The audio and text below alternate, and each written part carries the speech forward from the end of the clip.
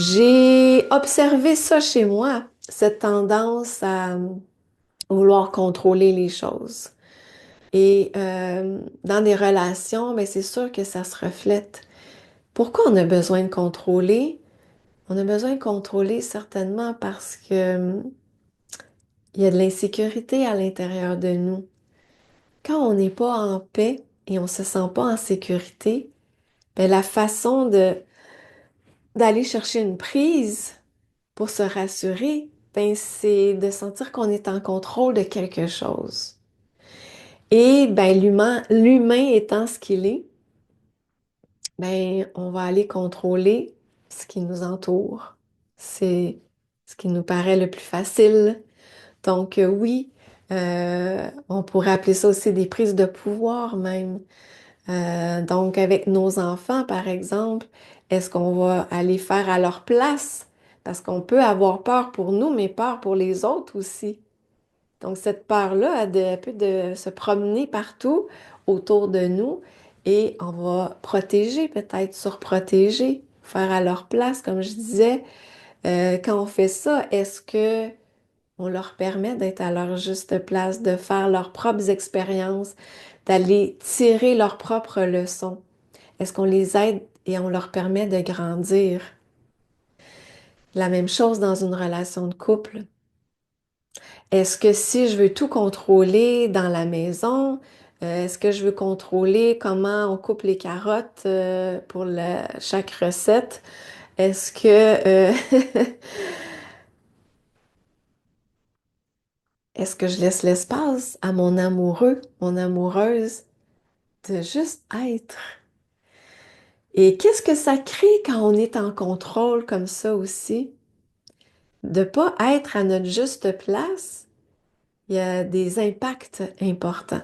Donc, ça devient certainement plus lourd. En tout cas, moi, je l'ai constaté que j'étais pas heureuse quand, et ça peut m'arriver encore des fois, de me surprendre à vouloir contrôler quelque chose et tout de suite, j'ai mon alarme intérieure qui s'allume parce que je sais que je ne veux plus aller dans cette direction-là.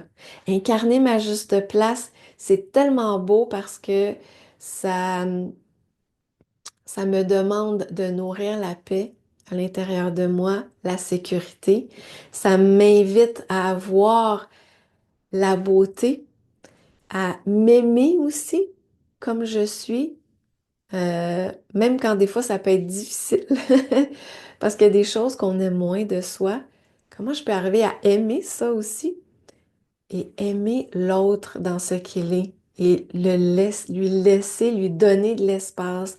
Donc, plus je me donne de l'espace, plus j'en donne aux autres, plus je m'en redonne et plus j'en redonne aux autres.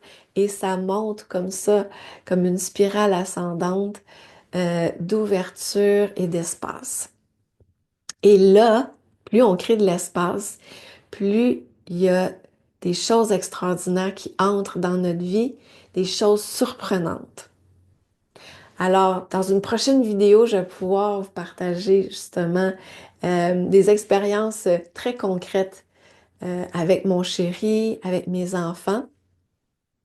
Mais cette vidéo-ci, c'est principalement pour mettre la table sur qu'est-ce que ça peut vouloir dire incarner sa juste place, pour voir si toi, tu résonnes aussi avec ça, incarner ta juste place. Et ça peut être simplement un mantra euh, que duquel tu vas te laisser inspirer, porter dans ta journée. Est-ce que j'incarne ma juste place? Est-ce que dans ce projet, je suis à ma juste place? Est-ce que dans cette façon de faire, c'est vraiment et réellement ma juste place? Comment on ressent que c'est notre juste place? Bien, il peut y avoir différents indicateurs et sûrement des indicateurs variés en fonction de qui on est. Mais je vais te donner quelques exemples et je t'invite à faire ta propre réflexion sur tes propres indicateurs de ta juste place.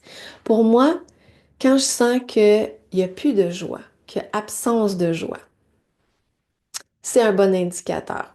hum, quand je sens qu'il y a de la contraction, qu'il y a de la lourdeur, que je procrastine, que je repousse, je suis pas à ma juste place. Donc, ça va me demander quoi? De me repositionner intérieurement. C'est ça que je veux dire quand je dis que incarner notre juste place, c'est une position de conscience.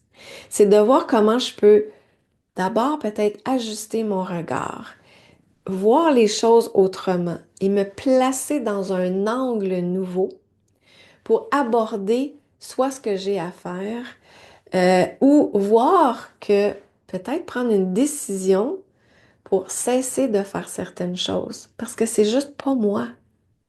C'est pas aligné avec qui je suis.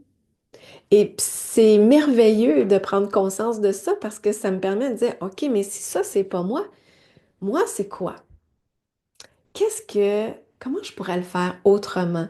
Ou faire quoi d'autre qui me mettrait en joie, qui activerait mon feu, qui ferait en sorte que je, je suis dans cet alignement où vraiment la vie me traverse. Il y a ce mouvement, ce feu, cette lumière qui pétille dans mes cellules, qui tout à coup illumine mon regard, mes yeux, ma voix et mon champ énergétique qui peut devenir magnétique quand on est à notre juste place. Si ça t'interpelle de te réapproprier ton identité, de revisiter ta posture dans tes différentes relations pour incarner ta juste place, pour créer de l'espace en toi et créer de l'espace pour les autres et voir ce que ça crée dans ta vie, dans ta réalité. Et si tu as envie de nourrir la paix, la sécurité et la joie en toi comme des états, alors je t'invite à écouter les prochaines vidéos où je vais parler des 5 codes clés qui peuvent nous accompagner pour incarner notre juste place, qui sont l'amour de soi, l'union alchimique, la joie inconditionnelle, l'agenda de mon âme et le mindset souverain. Donc, incarner ma juste place, ça peut tout à fait devenir un mantra. Et je te souhaite, je nous souhaite d'oser chaque jour incarner un peu plus notre réelle identité, notre expression et la découvrir et se découvrir avec beaucoup de joie, de curiosité et surtout d'amour.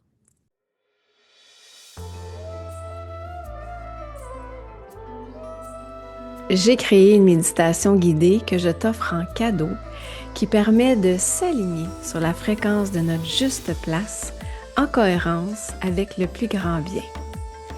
C'est en ouvrant de nouveaux espaces en soi qu'on permet à une nouvelle harmonie de s'installer dans notre vie.